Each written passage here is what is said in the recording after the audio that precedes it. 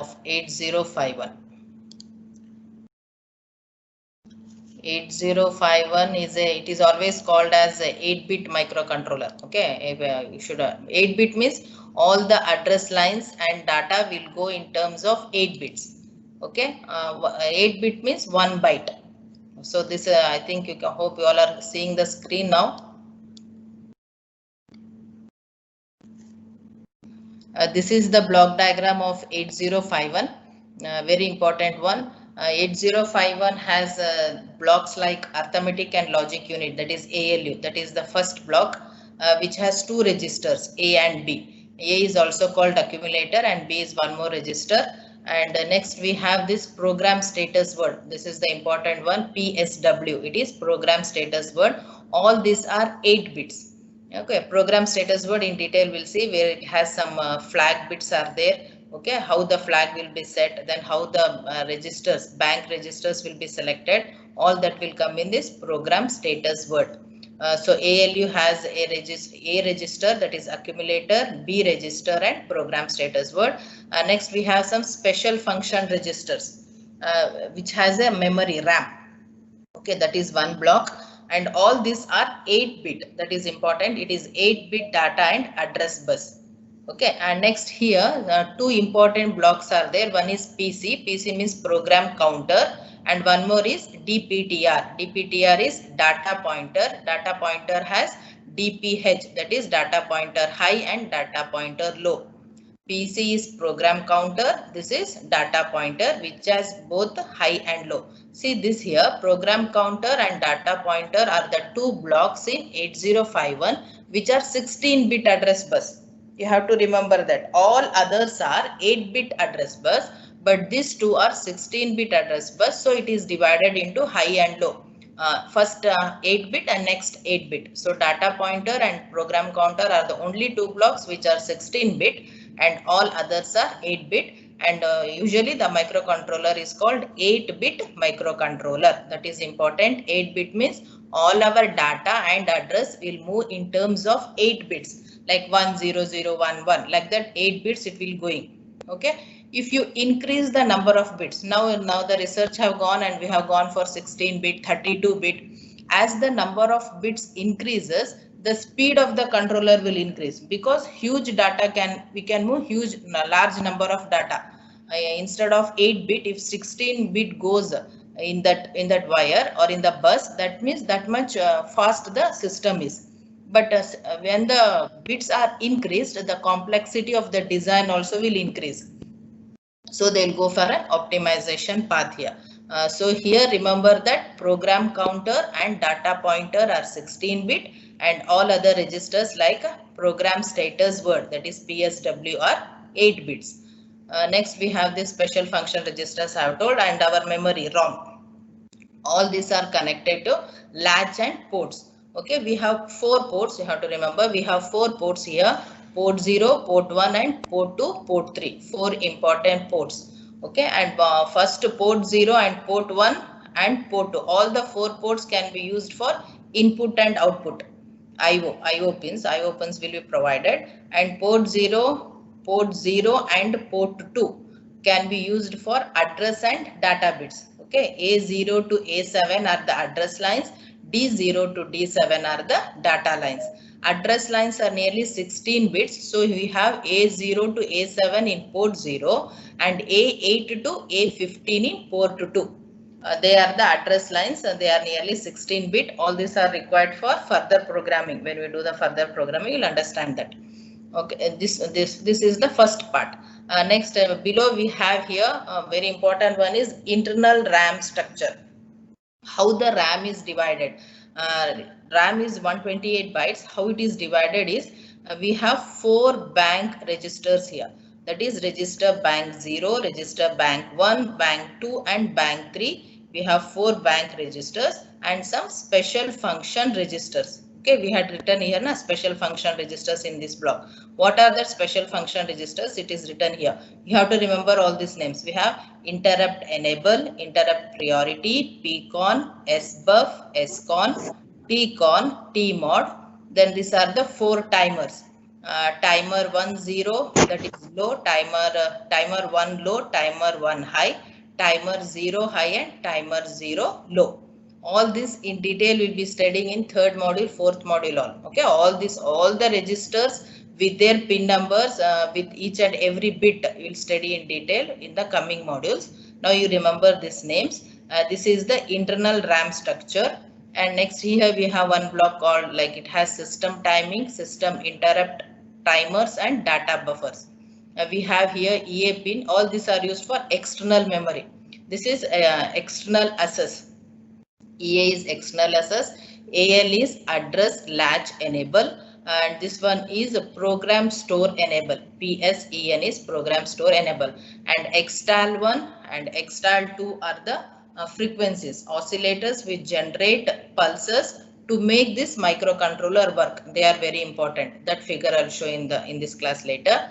Then we have a reset pin, we have VCC and ground.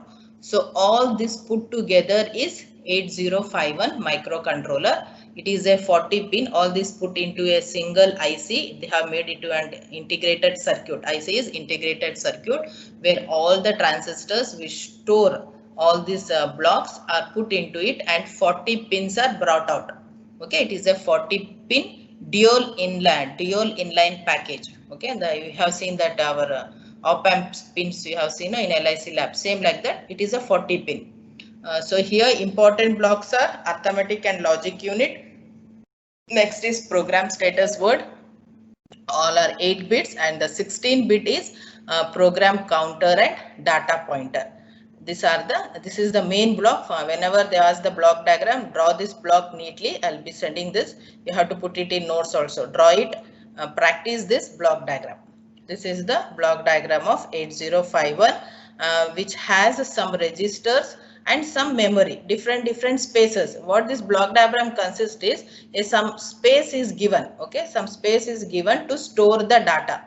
We have so many banks to store the data. We have registers A and B to store the data.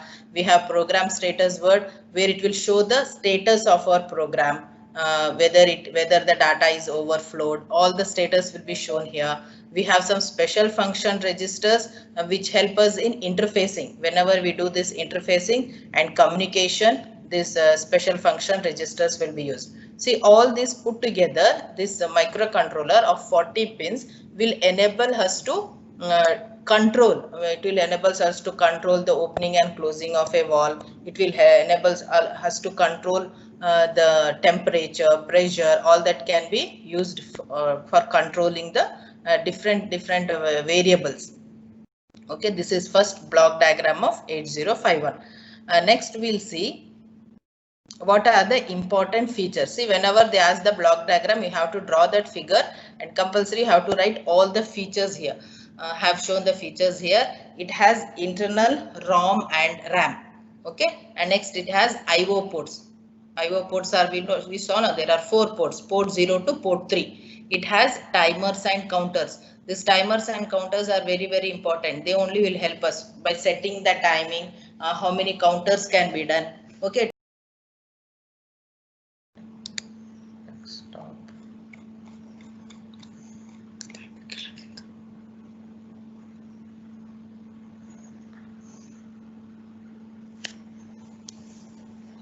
Okay, students, after seeing the block diagram, we'll move on to the important features of microcontroller.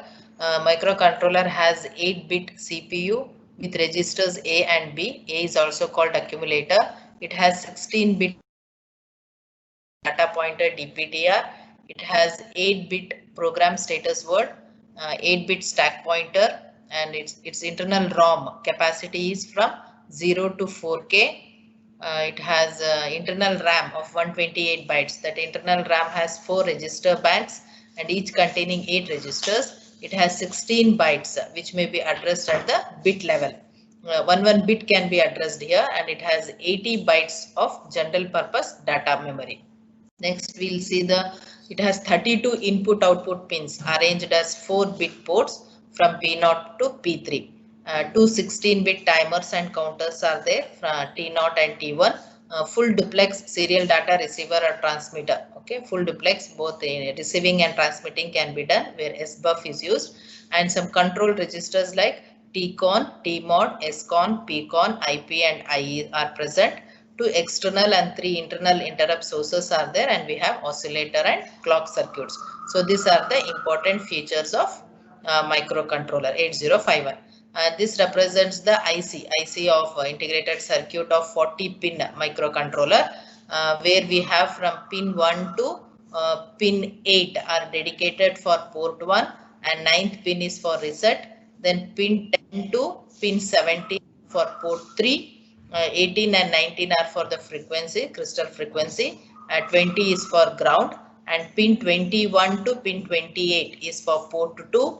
Next we have 29 for program store enable, 30 for address latch enable, and 31 for external enable. And pin 30, it will go from 32 to 39, it is for port 0, and the last pin 40th pin is for VCC, that is plus 5 volts.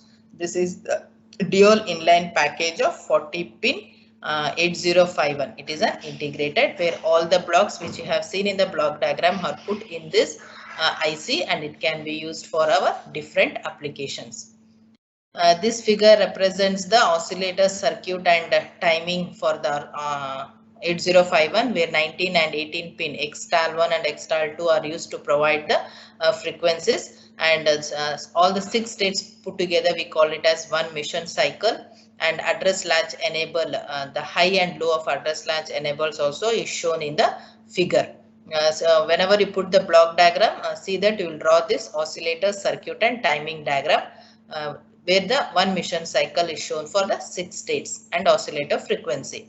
And here the important point you have to remember is they have mentioned some minimum and maximum frequency.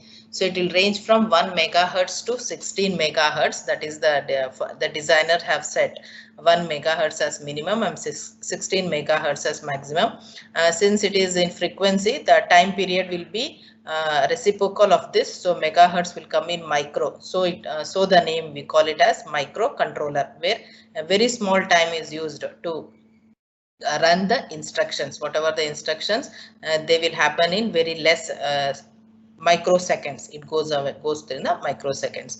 Next we have this programming model, a very important programming model here.